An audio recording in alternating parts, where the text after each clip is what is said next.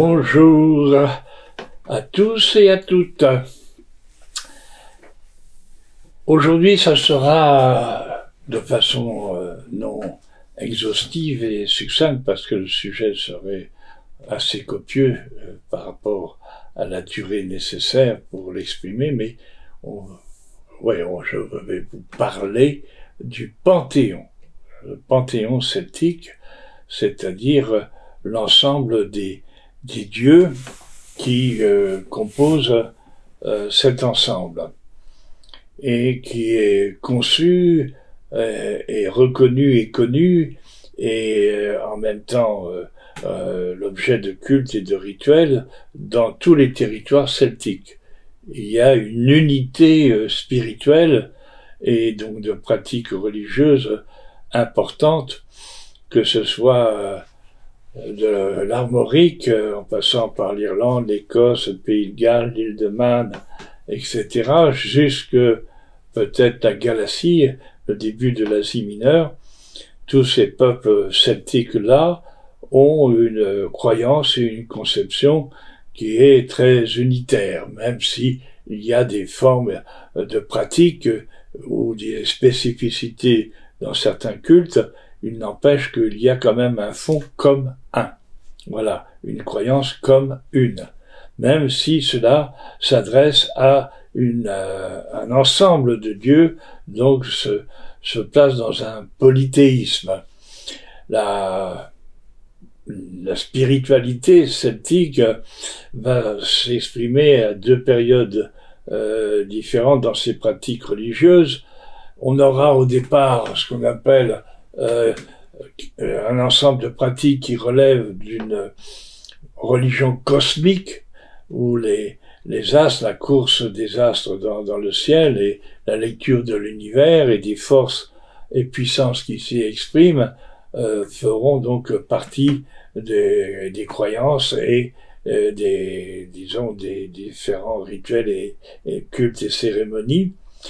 Puis, lorsque la société celtique sera un peu plus fondée, on va dire, sur la base de la trifonctionnalité, c'est-à-dire de trois classes interdépendantes les unes avec les autres, une classe dite sacerdotale, une classe royale et guerrière, et puis toute la vaste classe dite des producteurs.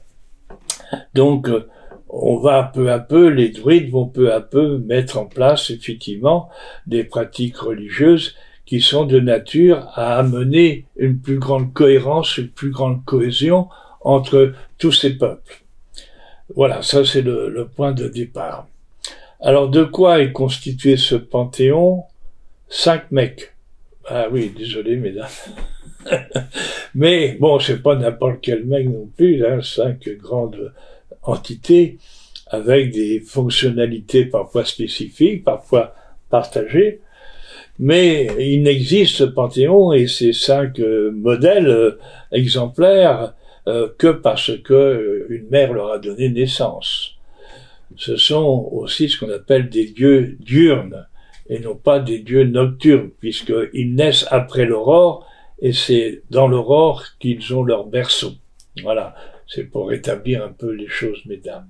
Hein, voilà. Donc ces dieux existent parce que la femme existe aussi, en tant que mère. Alors, ils sont 5, on va les nommer, il y a pas forcément un ordre de préséance, mais il y aura Lug, Lugos, il y aura le Dagda, il y aura Ogm, il y aura Diankesh, et puis le forgeron Goemju. Voilà, c'est disons les principaux représentants de ce panthéon. Chacun intervient dans les récits mythiques, mythologiques, avec, des exploits et des aventures très particulières, mais qui sont, nous le savons, aussi des sources d'enseignement et d'initiation à la tradition. Et donc, chacun exerce une fonctionnalité qui s'adresse à une partie de la population qui est concernée par ces fonctions. Parfois, il y a même cumul de fonctions. Et puis aussi, partage de ces fonctions entre plusieurs entités. Donc, c'est un panthéon auquel on se réfère soit individuellement auprès de tel et tel élément de ce panthéon, soit d'une façon plus collective. Donc, pour prendre un petit peu dans un désordre voulu, on va parler de Lugos. Lug, au départ, il fait pas partie de l'Assemblée des dieux. Il n'est pas invité en tant que tel au banquet des dieux, au festin des dieux qu'ils le font de temps en temps. Voilà. Et il va par contre gagner sa place. Et pour gagner sa place, il va falloir qu'il surmonte tout un ensemble d'épreuves, aussi bien physiques que intellectuelles ou créatives ou artistiques, etc. Il doit démontrer à travers ces épreuves qu'il va surmonter d'ailleurs, qu'il a bien sa place parmi les dieux. Et il aura effectivement sa place parmi les dieux parce que il va démontrer ses innombrables facultés, capacités, puisque on finira par le nommer Salmidanach, c'est-à-dire le polytechnicien ou le multiple artisan. Alors, ça suppose évidemment d'avoir une grande maîtrise de beaucoup de fonctions. Par contre, il n'aura pas acquis par lui-même, en tout cas, ce qu'on appelle toutes les sciences liées à la terre, c'est-à-dire par exemple l'agriculture, entre autres. Et ça, il faudra qu'il le gagne dans un fameux combat qu'on appelle la bataille de Mike Tured, en tout cas dans la deuxième partie, où il sera aux côtés des Tuatha Dé Danann contre les Fomorés et contre Bress, un roi qui, lui, détient les secrets de l'agriculture et qui, pour sauver sa modeste tête, finira par donner et livrer ses secrets à Luke. Voilà. Nous aborderons la bataille de Mike Tured dans d'autres séries parce que c'est assez volumineux. Voilà. Donc, Lug va, par sa prouesse et par aussi sa force physique, mais sa force morale, par toutes les qualités et capacités qu'il concentre en lui-même, démontrer que sa place est bien parmi les dieux et elle sera parmi les dieux. Voilà. Nous avons après le Dagda ou Dagodevos, on l'appelle d'ailleurs le dieu bon. Donc a priori, la bonté joue un rôle assez considérable à travers ce personnage, et il est aussi dit le dieu des druides. Donc la référence pour les druides ou druidesses. Il a des attributs qui lui sont particuliers, notamment une massue en chêne, et qui a la faculté de pouvoir, entre guillemets, donner la mort selon le bout par lequel elle frappe, mais aussi de restituer la vie si c'est par l'autre bout. De même qu'il possède, on l'a dit il y a pas longtemps, une harpe magique, voilà, qui a la faculté de s'adresser à tous les sentiments les plus profonds de l'humain. Et il interviendra dans de nombreuses aventures parce que les aventures sont nombreuses. Nous avons beaucoup de récits qui mettent en jeu ces entités. Donc le Dagda, le Dagodevos, qui engendra avec Boran au Angus, c'est-à-dire le nouveau soleil, lors ce qu'on pourrait appeler un inceste manifeste, mais dans le monde de la mythologie ou des mythes, cela n'a pas la connotation morale que nous donnons à cela. Donc, de nombreuses aventures à relater par la suite, et on va passer à Ogm, ou Ogmios, qui est, dit-on, l'inventeur de ce signaire, car ce n'est pas un alphabet, qu'on appelle des oghams. Donc, ce sont des signes qui sont tracés d'une certaine façon, notamment sur du bois, des tablettes de bois pour la divination, mais souvent sur des arêtes de pierre pour tout simplement notifier la présence d'un défunt et pour tout simplement rappeler sa mémoire dans un lieu donné et un sanctuaire donné. Et donc Ogmos aussi est un maître de l'éloquence. On dit que par sa seule voix, il enchaîne à sa voix l'entendement et la compréhension de ses semblables qui le suivent dans ce qu'il propose et invite. Donc c'est aussi là un serviteur du verbe en tant que tel. Hein. Voilà. Tout ça c'est succinct parce que, comme je dis, ça demanderait beaucoup de temps s'il fallait explorer chacun.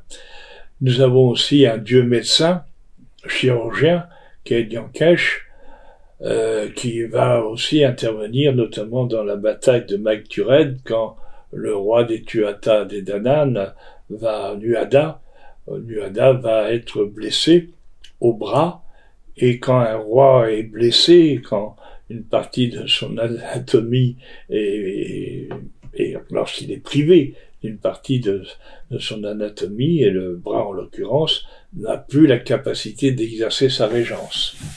Donc, lors de cette bataille, un roi qui ne peut plus exercer sa régence, ça pose de très graves problèmes. Et ce sera Nuada qui va effectivement intervenir pour reconfectionner un membre et permettre au roi de nouveau d'exercer sa régence. En fait, dans l'histoire, ce n'est pas lui qui va pas faire cette intervention, mais son fils. Voilà, mais c'est une autre histoire et on la racontera une autre fois. Et pour terminer, nous avons le forgeron Mengmu, qui est aussi un personnage qui a de nombreuses facultés, notamment, et c'est intéressant pour les guerriers et les hommes de cette époque, c'est qu'il brasse une magnifique bière. Voilà, mais Brigue aussi, dit-on, savait brasser la bière. Donc, il est l'organisateur des festins, des banquets, des réjouissances, voilà, entre autres. Mais pas seulement, parce qu'il a toutes les qualités que l'on retrouve de celui qui forge, c'est-à-dire de celui qui transforme la matière. Et il est donc quelque part aussi alchimiste à sa façon. Juste pour camper un peu le profit de ce polythéisme à travers ce panthéon. Voilà. Alors, on a esquissé un petit peu la réflexion qui concerne le fait de savoir ce qu'il en est du polythéisme, du monothéisme.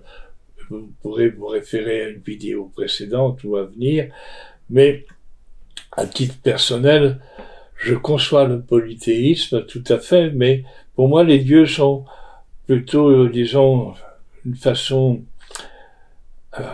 comment dire, une dimension vibratoire.